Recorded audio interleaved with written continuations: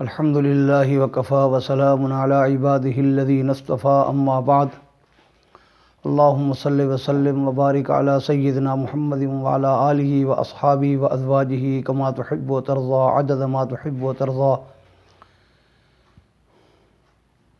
اسلام ایسا جامع مذہب ہے جس میں سارے مذاہب کا تعارف ہے۔ جتنے انبیاء علیہ والسلام اور اللہ کے رسول صلی اللہ علیہ وسلم گزرے ہیں، سب کا تعارف اسلام کرواتا ہے۔ ساری کتابوں کا تعارف اسلام کرواتا ہے، سارے نبیوں کا تعارف اسلام کراتا ہے، سارے نبیوں کا احترام اسلام سکھاتا ہے۔ اسلام ایسا جامع مذہب ہے، جامع دین ہے کہ اسلام نے ادب سکھایا ہے سب کا۔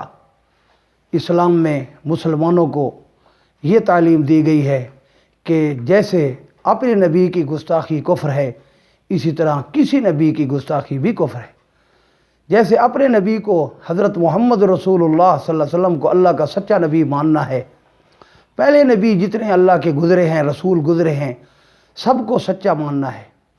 جیسے اپنے نبی کا احترام ضروری ہے، جس کی امت ہیں، اسی طرح سارے نبیوں کا احترام بھی ضروری ہے۔ اپنے نبی کی گستاخی بہت بری شے ہے، سب نبیوں کی گستاخی بری شے ہے۔ حتیٰ کہ اسلام نے یہ سکھایا ہے کہ جیسے نبیوں کا ادب ضروری ہے، اسی طرح جتنے بھی نبیوں کے علاوہ اللہ والے گزرے ہیں، اللہ کے تعلق والے لوگ گزرے ہیں، اللہ سے محبت رکھنے والے لوگ گزرے ہیں، اللہ کی بات کو ماننے والے لوگ گزرے ہیں، سب کا ادب اور احترام ضروری ہے۔ چاہے جس امت میں گزرے ہیں، سب کا ادب اور احترام ضروری ہے۔ اسلام نے ہمیں سکھایا ہے کہ ساری انسانیت کو بحیثیت انسانیت ادب کی نگاہ سے دیکھنا ہے۔ سارے انسانوں سے معاملات اچھے رکھنے ہیں، سارے انسانوں سے اخلاقیات اچھے رکھنے ہیں، سارے انسانوں سے مواسات کا تعلق رکھنا ہے، غمخواری ہے۔ اسلام نے تو یہ سمجھایا ہے کہ انسان کیا، ساری مخلوق، کتے بلے اور چھوٹی سے چھوٹی مخلوق کا بھی احترام کرنا ہے، ان کا بھی خیال رکھنا ضروری ہے، ان کو بھی تکلیف نہیں پہنچانی۔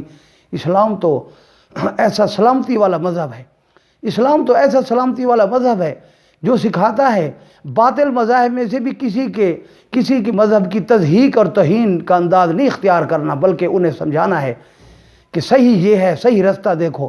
جب رسول اللہ صلی اللہ علیہ وآلہ وسلم نے ہرقل کو خط بھیجا تو آپ نے وہاں جامع چیز کی دعوت دی جس کو وہ بھی مانتے تھے، اور حضرت محمد رسول اللہ صلی اللہ علیہ وسلم کی دعوت بھی تھی۔ وہ کیا تھا؟ وَلَا يَتَّخِذَ بَعْضُنَا بَعْضًا أَرْبَابًا مِّن دُونِ اللَّهِ، کہ ہمارا اور آپ کا مذہب وہ ایک ہی سبق دیتا ہے کہ ہم میں سے بعض کو رب نہیں مانے گا۔ مخلوق میں کسی کو رب نہیں ماننا، اللہ وحدہ لا شریک لہ کو رب ماننا ہے۔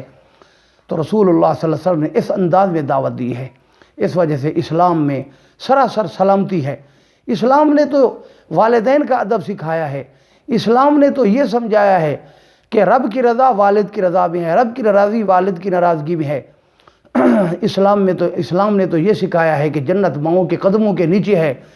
تو اسلام ایسا سلامتی والا مذہب ہے جس نے سارے مذاہب کا تعارف کروایا، ساری کتابوں کا تعارف کروایا، سارے نبیوں کا تعارف کروایا۔